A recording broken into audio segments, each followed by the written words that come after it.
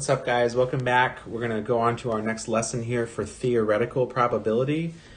These notes are on Google Classroom, and in an effort for me to try and go green here, not print as much, I'm actually using my document camera to record my computer screen on my laptop, which seems like a really roundabout way to do this, but it was the path of least resistance in trying to get what I was writing on the screen to show up in this video. So that's what we're going with.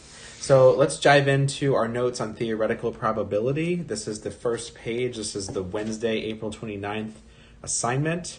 So we're going to talk about what probability means, and it is the measure of how likely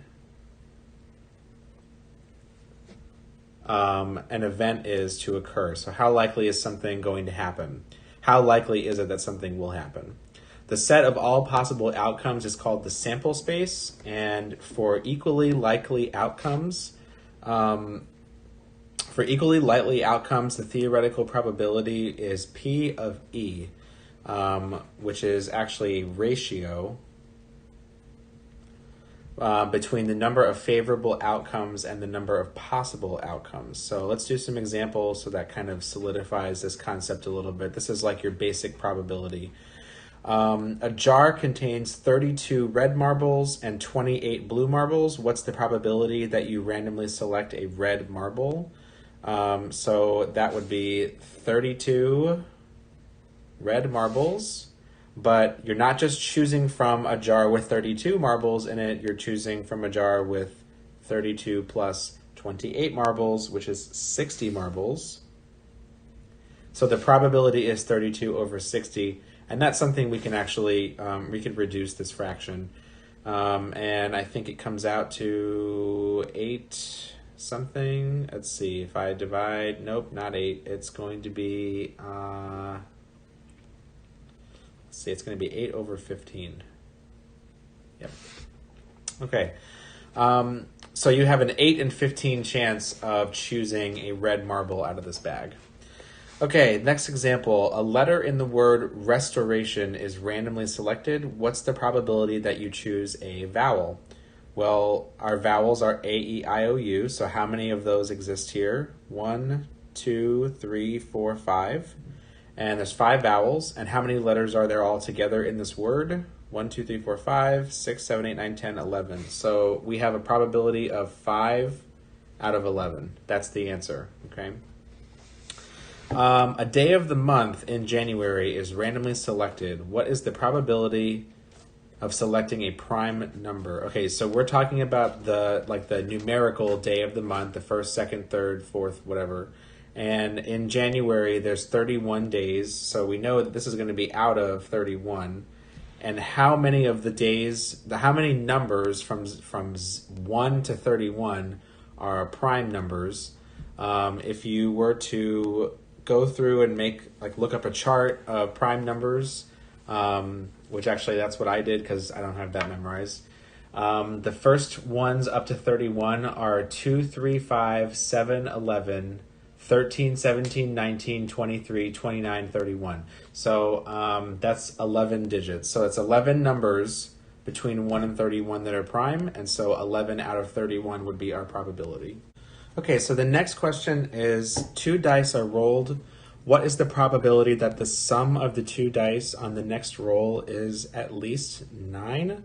So the easiest way to think about this is, so you have, dice are usually 6 sides, right?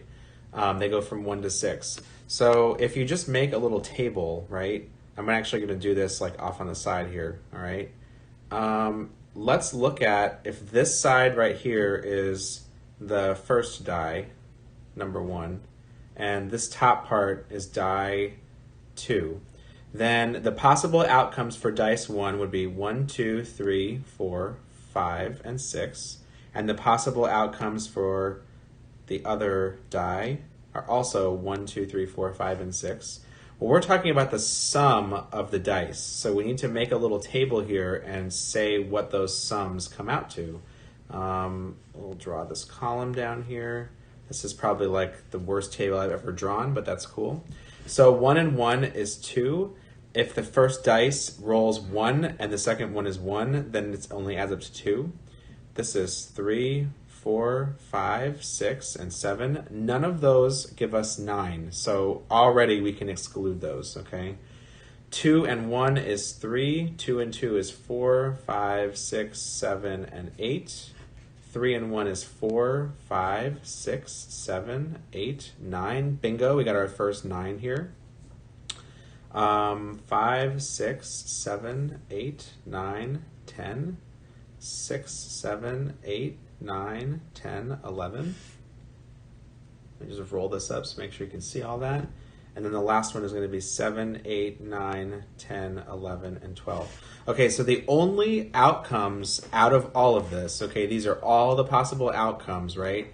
The only ones that add up to 9 or greater are 1, 2, 3, 4. Let me actually, where's my little highlighter? So 9, 9, 9, 9, 10, 10, 10, 11, 11, and 12. So that's 1, 2, 3, 4, 5, 6, 7, 8, 9, 10. That's 10 outcomes where you get at least 9. Okay, whoops. We don't want the highlighter, we want the pen, thank you. Okay, that's 10 outcomes where you could get at least a 9. And then how many outcomes were there all together? Well, you multiply 6 by 6 and you get 36, okay? So there's 10 out of 36 of a probability that you're going to get at least 9 as your sum of those dice faces, okay? So some of these are going to be kind of simple, and then some of them you're going to have to really think about and see what you can come up with, all right? 5 and 6 are going to be for you guys to practice with, and we're going to go ahead and we're going to roll on down to the next topic of this, which is called complements. Complements are basically the same thing as finding the probability, except instead of finding the probability of when something will happen, you're finding the probability when it does not happen. So in this blank, you're going to be putting the word not. It's the probability of the event not happening. Since the sum of all the probabilities in a sample space is 1, okay, so like what this means right here, this sentence right here is critically important. So the sum of probabilities in a sample space is 1. What this means is that, let's say we use our little table here with the dice rolls as an example, right? The probability of me getting a 2, meaning I get snake eyes, like a 1 on each dice, is 1 out of 36, okay? And let's say, for example, that I asked you the probability of me getting any sum between 2 and 12. Well, that would be every single one of these rolls in here, which would be 36 out of 36. Well, 36 out of 36 reduces to 1. So all these probabilities of these things happening in here have to add up to 1. That's what that sentence means. So the probability of the event not happening is going to be 1 minus the probability of it happening, okay? Let's do an example. So the probability that it will snow tomorrow is 7 out of 20. What's the probability it will not snow? Well, you want to take the opposite of this, so that's going to be 1 minus 7 over 20. So that's 20 over 20 minus 7 over 20, and that's going to give me a 13 out of 20, okay? Number 9 says, if the spinner to the left, so we're talking about this guy over here, if the spinner to the left is spun, find the probability that it lands on a number that is not prime. Okay, so if we're trying to figure this out, we're going to look at all the ones that that are prime, and then count the ones that are not prime. Does that make sense? Because it's probably easier to decide if we go back to that chart that we pulled up of what is prime and not what's not prime. 2, 3, 5. So this is prime. This is prime, and this is prime. 7, 11, 13. So prime, prime, prime. 7, 11, 13, 17, and 19. Okay, those aren't on here. So we have 1, 2, 3, 4, 5, 6.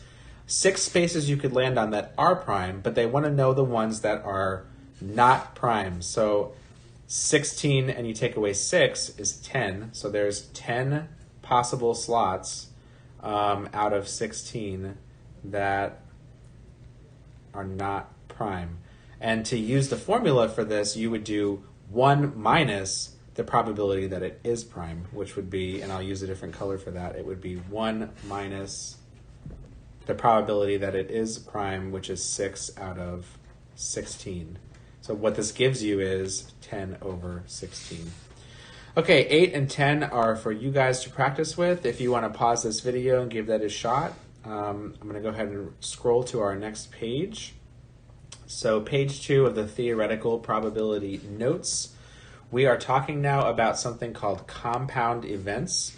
And what compound events are is it's the probability of 2 or more simple probability events taking place. I'm highlighting this little section over here because that's where I'm reading this from. Okay, there's 2 different types. There's independent and dependent. So for independent events, what we're talking about is that the probability or the outcome of one event does not affect the outcome of another event. So for example, we're looking at the probability that both A and B happen. So it's compound. It's 2 different things happening, 2 different events, but we're looking for the probability that they both happen, okay? So what we're looking for is we're looking for the probability of A times the probability of B. All right, and that's going to be different from dependent events, so we're going to come back and fill that formula in later, okay? Let's do some examples for independent. For independent, the first one is going to be 11. It says a die is rolled 3 times.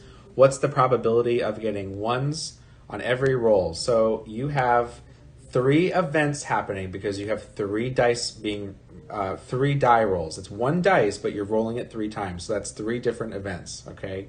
And you're trying to find out the probability that you're going to get a 1 every time that you roll it. So on the first event, you have a 1 in 6 shot of getting a 1, right? Because there's only 1 through 6 on a die.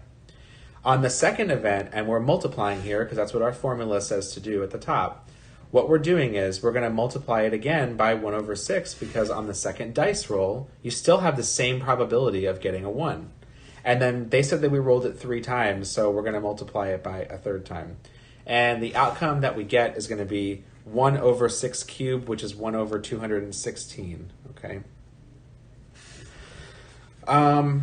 Okay, for 13 and 15, we have a bag, and that bag contains 8 red crayons, 14 purples, 6 yellow, and 4 green.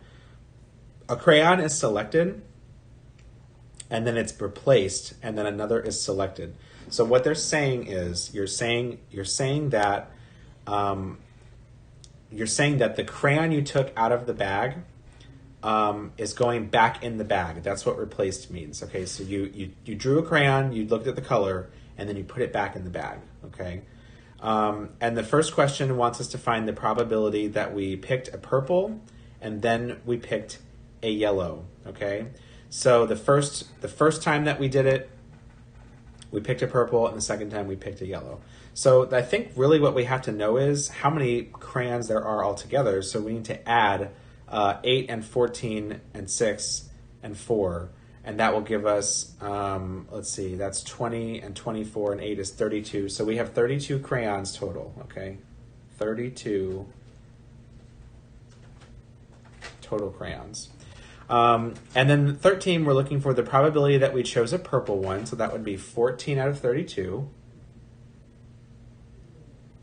And then the second time that we drew a crayon, we still have 32 options to choose from, okay? And this really right here, this fact that we still have 32, this replaced word, this is going to be one of the biggest differences between independent and dependent events.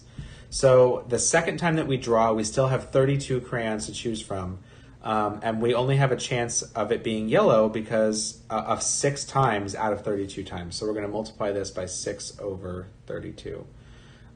So what we end up getting is 14 times 6, which is 84, out of 32 over 32. And then we can reduce that. I can tell because they both end in 4. So 84 out of 1024. I'm just using my calculator to do this for me. is 21 out of 256.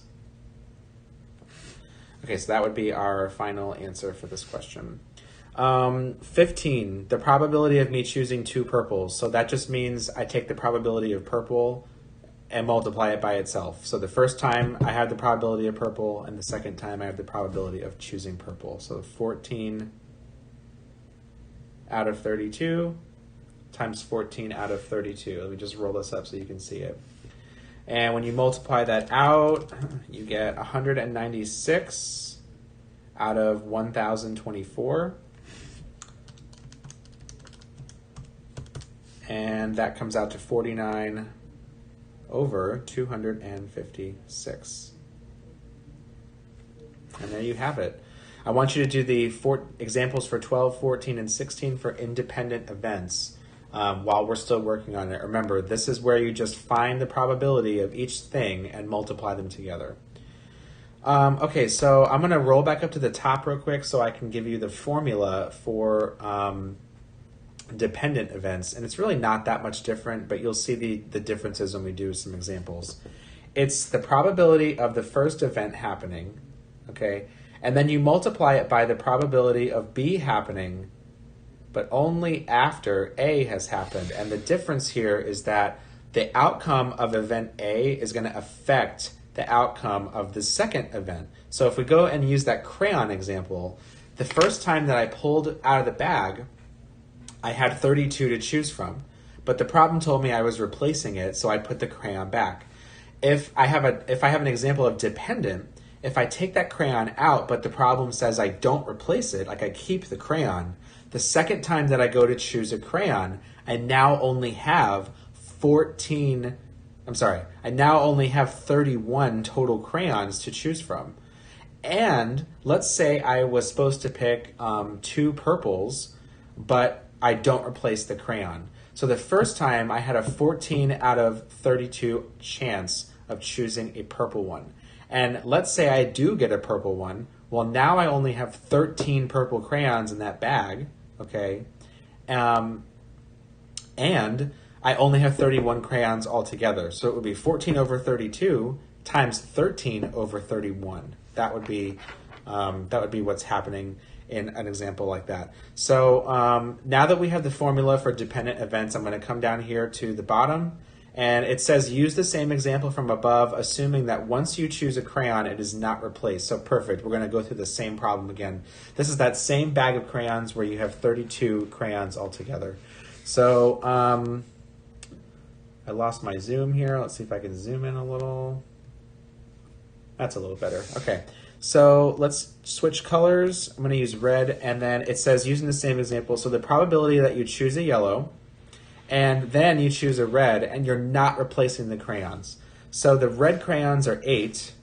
I'm sorry, yellow's first, my bad. So yellow is 6. So that means I have a 6 out of 32 chance of choosing a yellow. Then I multiply that by the next event, and the next event is choosing a red one, but I no longer have 32 crayons in the bag. I only have 31 because I did not replace the last one that I took. So the probability of red is 8, and I haven't chosen any red, so I still have red in there. And then the total crayons remaining is actually 31 at this point. So now you just multiply these two fractions, so 6 over 32 times 8 over 31. Obviously, I don't know how to use my calculator because I just messed that up. 8 over 31. Okay, that's 3 out of 62 chance, okay? That would be the final result for this question. The next question is number 19. It says the probability that you chose 2 reds. Okay, now this is going to be different from 15, okay? If you look at the connection here, right? Like they're basically asking you the same type of question. In 15, we replaced the crayon after we chose it, and so that was an independent event. Every time I go to choose a crayon out of that bag, it's an independent event. No other events affect this outcome. But in number 19, we are not replacing that crayon, and so this is a dependent event. What happens the second time depends on what happened the first time, and what happens the third time depends on what happened the first and second times, okay?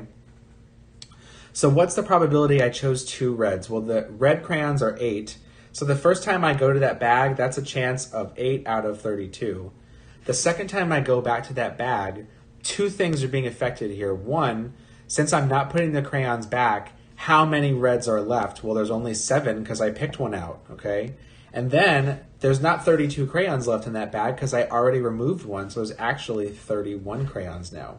So let's multiply these 2 together, and that's going to give me 8 over 32 times 7 over 31, and that gives me a 7 out of 124 chance. 7 out of 124 chance of me choosing 2 red crayons in a row, not replacing anything. Okay, so our last example for the notes here is question 21. And this does not use the crayon thing anymore. So if you want, you can stop the video or pause the video now and do 18 and 20. And then pick the video back up at 21 here, because 21 and 22 are going to be the most similar, okay? So we're switching colors. Okay. It says on 21, a card is drawn from a standard deck. It's not replaced, and then another card is drawn. What's the probability of choosing a heart and then a spade? So we need to establish some numbers here before we can really do this math. So first thing is, out of a standard deck of cards, there are 13 cards in every suit, and so that's 13 times 4 would give us 52 cards all together, okay? 52 total cards that we could possibly choose from. The probability that you're choosing a heart, a spade, a club, a diamond is 13 out of 52, right? The very first time you go to draw that, the question is saying, what's the probability of choosing a heart first and then a spade, and it is not replaced? Okay, so that's the key word here. We're not putting any cards back. That's how I know this is a dependent event. The second time I pull a card, it depends on what happened the first time. So the probability that I chose a heart the first time I go is 13 out of 52, because there's 13 hearts and 52 cards altogether. So that's probability of A. And now if I look at the second probability, it's me choosing a spade. Well, there's 13 spades. I didn't pick a spade before. There's 13 spades, but there's only 51 cards left because I already chose a card out of the deck the first time. So there's 51. So we multiply these 2 together. That would be 13 over 52 times 13 over 51, and that gives us 13 out of 204. That is the probability that you choose a heart and then you choose a spade. Okay, good luck with this, you guys. So the grade you're going to get for this assignment for Wednesday, April 29th, is you're going to get a grade for turning in your notes. You're going to get another grade for finishing the problems that are on the practice here, like the classwork that I have already bolded out for you with this orange border. And then there'll be a Delta Math assignment that goes along with this, and that'll be a separate amount of points, okay? So good luck, and if you have any questions or anything, remember I'm doing Google Meets on Tuesdays and Thursdays from 10:30 to 1:30. All right, see you guys later. Bye-bye.